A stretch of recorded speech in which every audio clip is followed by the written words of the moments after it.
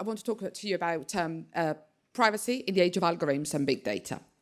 And the reason why I want to do so is because more and more organizations right now, they are starting, or they are already, quite a lot already, using algorithms, artificial intelligence, be it for their healthcare to improve healthcare, or be it in marketing for targeted and direct advertising, or for logistics, or whatever it is. I'm just checking if I can use this one. Is that okay? Can you hear me? Great, that's much better. So I just wanted to, and that leads a lot to connect a lot with what Tash was saying in her first talk this morning, but I really want to try and understand with you if the GDPR is enough when it comes to big data and algorithms, but most important, you as data privacy professionals, what you need to do to be at the heart of the debate around in your organizations when it comes to deploying big data and algorithms. Because there is one thing which is absolutely important. This is a fantastic time to be in data privacy. It's a wonderful time to be in data privacy. And you, working on data privacy right now, you will be the ones discussing the main things around algorithms, about big data, about how do we deploy artificial intelligence, automated decision-making in our companies, whether we have algorithms making decisions about individuals instead of humans, and most of the times with humans. But there'll be a time where there'll be mostly algorithms making decisions about individuals. So you will have to be in those discussions. You will have to be there as part of the governance around all this, because obviously, when it comes to algorithms, the issue around fairness, the issue about bias, the issue about privacy, they become absolutely prominent. So let's get stuck into this, and I'll be as quick as possible. But I hope that by the end of this presentation, I'll have raised some important points for you to think about over the months to come. So if I get this working, what do I have to do? Oh, turn it on. Okay. So, when you study law, and I see there's a few lawyers in this room, when you study data privacy law, the first thing they teach you is, what is the key principle in data privacy?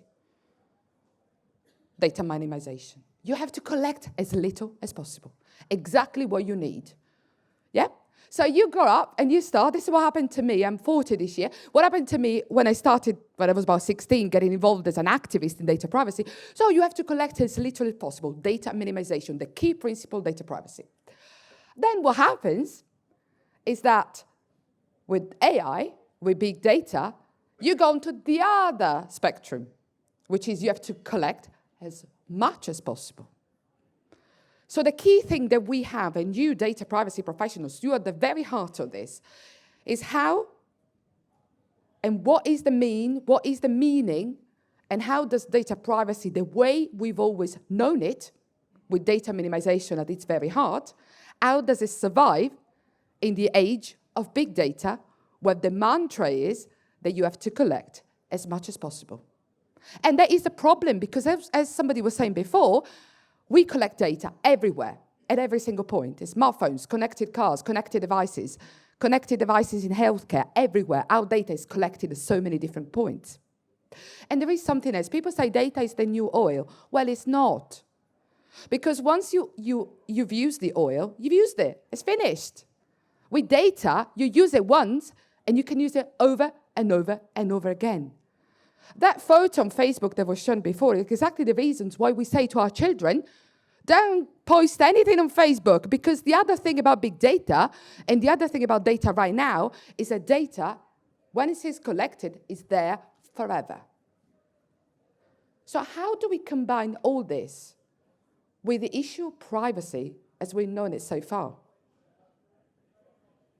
As individual privacy, how do we combine big data and algorithms with the way that we've known privacy and the way we practice privacy so far? Look, this will come to your desk. Because once your organization, for example, starts using algorithms to make a decision about an individual, to identify patterns, to micro-target individuals, so when you choose a partner, company, in digital advertising, to use behavioral targeting, to target individuals so you can sell more. These questions, they will be your questions. How, as a privacy professional, I put together privacy as I've always known it, as the individual right to my autonomy, how do I put that together, and algorithms?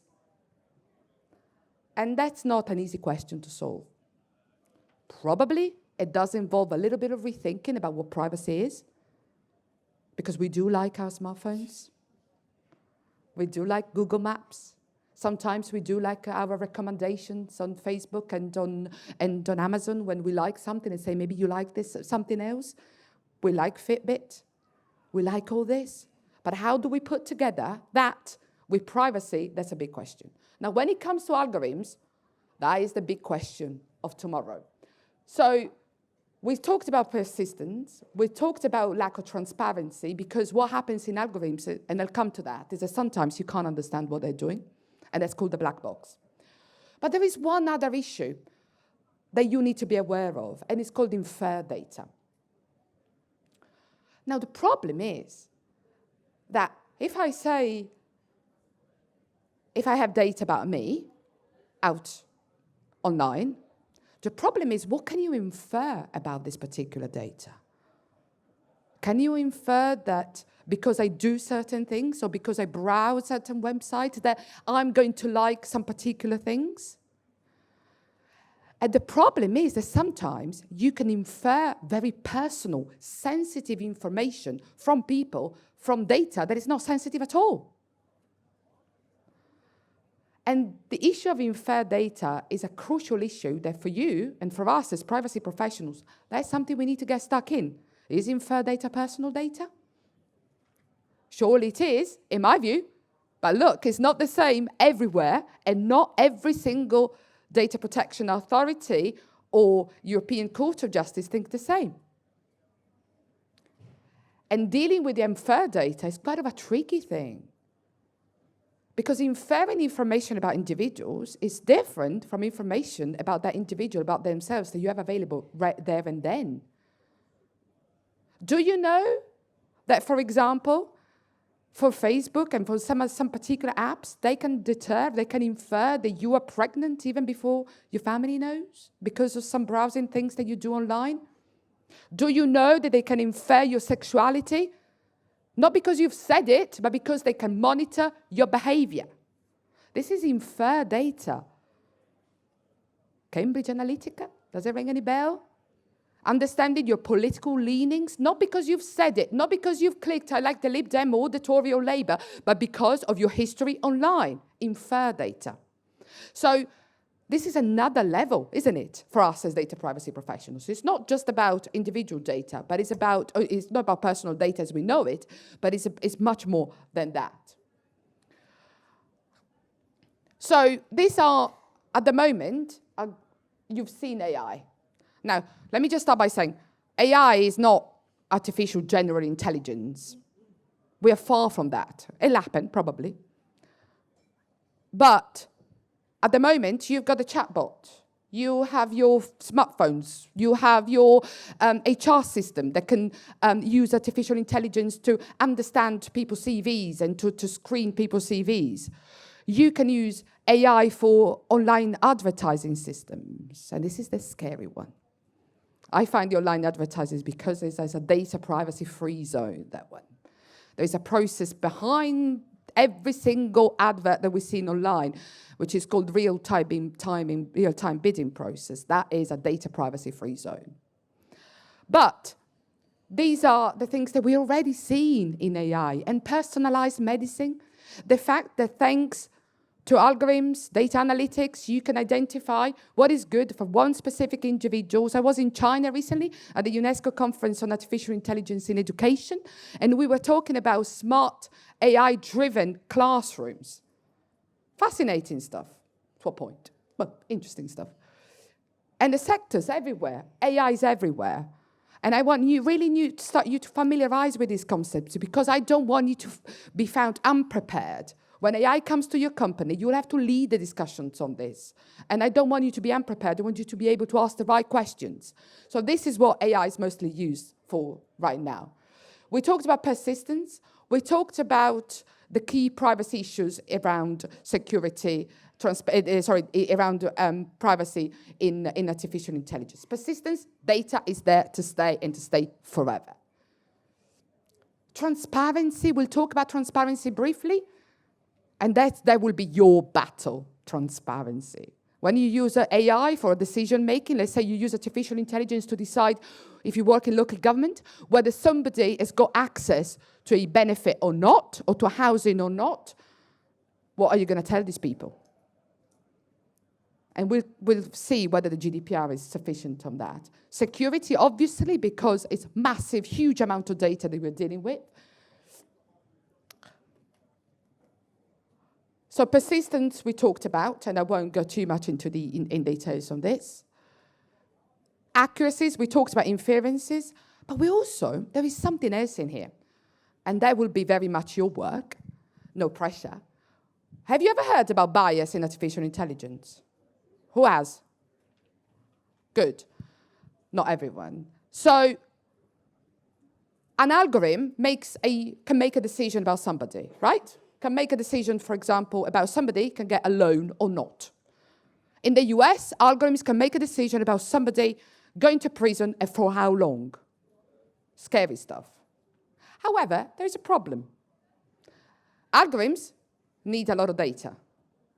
The problem is this data is historic data. It's data as it is now. Worrying, isn't it? Because data as it is now is biased data. If you look, for example, if you want to use AI to recruit an engineer, okay? And you look at the engineers out there now, they're mostly men. So if you're recruiting, then you'll be looking for men. If you're looking, for example, if you're using AI, an algorithm, to tailor some advertising in relation to, and the pay racket for this particular job is between 30 and 40,000, it's more likely that the pay bracket will go to women because women earn less. And people say, yes, but the world is already biased. Yes, it's true. But first, I have the dream there could be less bias in the future. But second, the problem is not bias. We can get rid of it. The problem is when the bias becomes stereotype, and when the stereotype becomes prejudice. And with artificial intelligence, you are really spinning all this to completely different dimensions because it becomes used everywhere. And the bias in algorithms happens for two reasons. One is because of the data, historic data that you use, or because you use a particular sample of data which can be biased. But it also happens for something which is called unequal ground truths. It basically means that you choose some labels. And I'll give you an example. Sorry, I'm using dramatic examples because I want you to really understand the problems. Let's say, for example, that I'm using artificial intelligence to select and to find somebody in recruitment. Yeah, I'm using it for recruitment purposes. So I say, okay, let me identify what for me, my labels, yeah, what for me is the perfect candidate, the perfect employee that I want to employ. My perfect employee is somebody that comes to work at 8 o'clock in the morning, right? But there's a problem. If my office is in Liverpool Street, who is able to come to clock at 8 in the morning? Somebody who lives nearby, but a single mum with 3 kids who has to take the children to nursery in the morning will not be able to be at work at 8 o'clock in the morning. Why am I saying this? Because when it'll be you, as data privacy professionals, sitting around the table with other people, with the developers, the coders, with the lawyers, with the engineers, you will have to ask these questions. You will have to ask these people, well, we are using AI, we're using an algorithm for this particular decision, but can you demonstrate to me that there is no bias in here, or at least that you've done anything you could to mitigate the risk of bias? It's a GDPR principle. It's fairness. is fairness. It's your job. It's to say, I want to make sure that I've done all I could, that I've chosen the right data. And if I have to, I'll have to manipulate this data. Because if I don't want an output which is biased, that then perpetuates a stereotype and then a prejudice, I have to act to do something about it. And that will be your job. That's why I say this hasn't been a greatest time to be in data privacy, because AI is there already, algorithms. So this is really important that we look into this. And we talked about class select. Now, people say the GDPR. Okay, what does the GDPR says, briefly? The GDPR says at Article 22 that individuals have a right to access meaningful information about an automated decision made about them, in a nutshell. Again, this will be your job. Because there is something around explaining an algorithm. Now, if you go on a plane, yeah, if you go on a plane, you fly, like me, a lot, you go on a plane. Would you actually open the engine of a plane to look and see how it works? You wouldn't. You trust it, don't you? Why do you trust it? Because somebody has been looking at that plane, because the plane has been built following some instructions that everybody agrees on. The problem with the explainability of algorithms is, will people understand it? I mean, if they say to me, if you open, this decision has been made by a machine, you can look into it. They come up with this massive code. I mean, I'm learning to code with my 14-year-old son, but, he's 14, he learns quickly, it takes me ages. It's a different proposition, but how do you actually understand it? So the issue that you as privacy professionals will have to say is, okay, but what kind of explainability do we provide our customers, our consumers? How do we inform them that that particular decision has been made by a machine? So let's say you work for a local authority, or you work for a bank, and this particular, the bank uses creditworthiness and an algorithm for that, which is a good thing, because sometimes using creditworthiness and using AI means that you can give credit to a wider range of people that you would have done so far when you're just based on a paycheck. And then you say, okay, but what am I going to say to the individuals? The individual has a right to know that their decision is made by a machine. How are you going to present this information? Tasha was saying earlier this morning, said informed decisions. But how can a decision be informed if we're talking about algorithms? It's too hard to understand for people, too difficult. Are you going to explain class labels, weightings in the amount of data that you put inside the system? And there's another issue, that when you use fewer variables, the algorithm is easier to understand, but it's less effective. When you use more variables, the algorithm is much more difficult to understand, but it's much more effective. What's the trade-off? These are decisions that you'll have to make. You'll have to question the developers. If you buy a system from a third party, you will have to question that and say, okay, but this is about people's data. Ultimately, it's not about people's data, it's about people, yeah? It's about individuals. So what am I going to say to these people? How am I going to inform them? And how am I going to tell them that they can disagree with the decision and they can ask for human intervention into this decision? And something else that you'll have to deal with is the human in the loop. Do you know why? Because it says in the legislation, decisions without human intervention. You'll have to determine the degree of human intervention and what determines human intervention. These are all interesting decisions that you'll have to make. And that those are things you need to familiarize with, because when the time comes, if it hasn't come already, you'll have to question all this, okay, and say, fine, how are we working the bias stuff? And there's also another point here, which is also individuals have this Article 22, Some people say it provides a right to explainability. Explainability is only mentioned in a recital, which is recital 71. So we don't know. The courts will decide. We don't know. There's a huge debate. We spend a lot of time debating this stuff, and I won't bore you with that, but there's like different opinions. But there's also right to access. So to an extent, you may argue that the right to information and the right to access is even stronger than Article 22, because people will say, I want to know what happens to my data. What are you going to say to them? We're going to use an algorithms like this. We're going to put into the system. The algorithm is going to turn this decision about you. These are all very important themes and discussions that you have to have within your companies in the future. Now, the reason why I founded an organization called Women Leading in AI is because of these issues. It's because of that. Because we do need guidance from data protection authorities, from consumer authorities. We do need guidance about these things, because at the moment, everybody's talking about this, and it's called data ethics.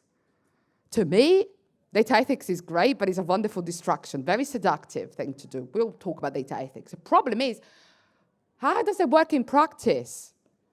A code is fine. You can have a code, you can have guidelines, you can have whatever you like. But what is actually going to be provided to individuals when a decision about them is made by a machine?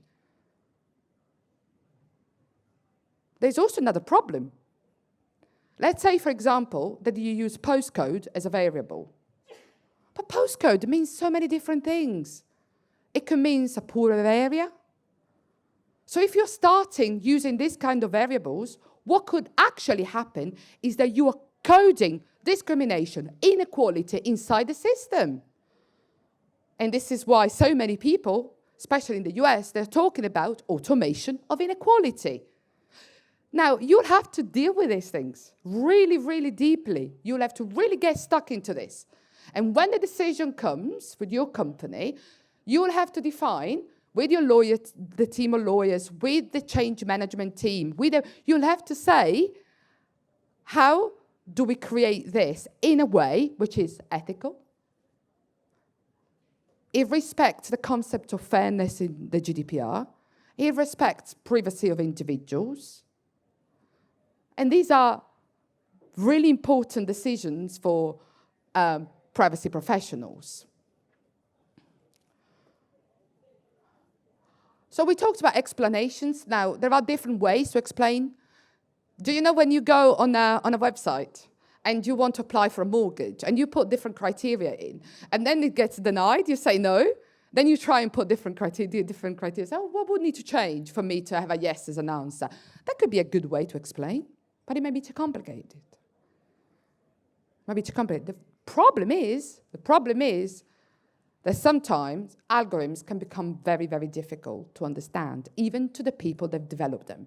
And this is called black box. Who knows what happens is there? However, the result might be good. And this is where the trade-off comes through. What's the trade-off between efficiency and explainability? The big, big question. I'm hoping the scientific research moves on faster and faster so we can have a better understanding of explainability, that it becomes clearer for individuals. Privacy by design becomes key. So you have to do, when it comes to you to having to run these processes, a DPIA. Some people call it, I do, for example, algorithmic impact assessment. You assess this algorithm. How does it work? And you ask the right questions. But the most important thing is to have the right governance in place. What is the relationship between the developers, the domain experts, what the people who know about bias, know the law, and the change management within the organization? If you start using AI, it's transformative. It's not just something changing like this and making a decision. No, it transforms everything, transforms the role of your employees, for example. I always say, when I talk about these things in health, they say, what happens to medical knowledge if you're using artificial intelligence to identify, to detect cancer? What happens to the actual medical knowledge of the individual? How do they work together? Ultimately, artificial intelligence is there to augment our human capabilities. I'm going to close on this, and I'm going to close on this to say that as privacy professionals, this is the greatest thing you'll have to deal with, which is how do we define the concept of privacy in this age? And how do we possibly redefine it in a way that allows us to make the most of technology, but at the same time to protect individuals' rights? And there is also one element of all this. Perhaps there is one way that we can look at privacy right now, which is called personal autonomy. Personal autonomy is the ability to choose, read what you like, shop what you like, travel wherever you like, vote for whoever you like, not because somebody has told you so by looking at your web browsing habits and inferring what you might like and what you may not like. If that is the new way that we're going to possibly redefine privacy, then all this changes. Because if that's the approach that we're going to take, then obviously you'll be able to understand what are the real risks about algorithms, what are the real risks about big data, and how we can combine innovation, progress, and all that you want for your organizations with the values that are dear to us. So it's a fantastic time to be in data privacy. I love working with organizations that really trying to understand all this and asking what ethics means for them. And that's something I really hope you get stuck in the months to come. Thank you.